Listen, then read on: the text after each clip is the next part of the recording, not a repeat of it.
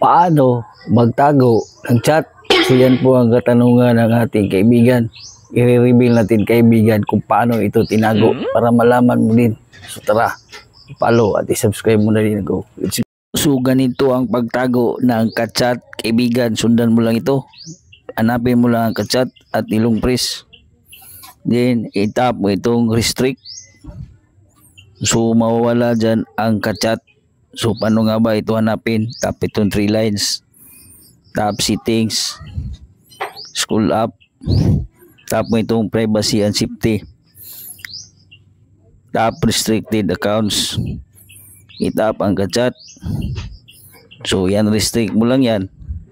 So pwede mo na ito i-chat. So ganun katindi ang taguan sa Messenger. So kung hindi pa ito alam kaibigan, tuklasin mo na. Huwag kalimutang i-share para marami makaalam. Salamat.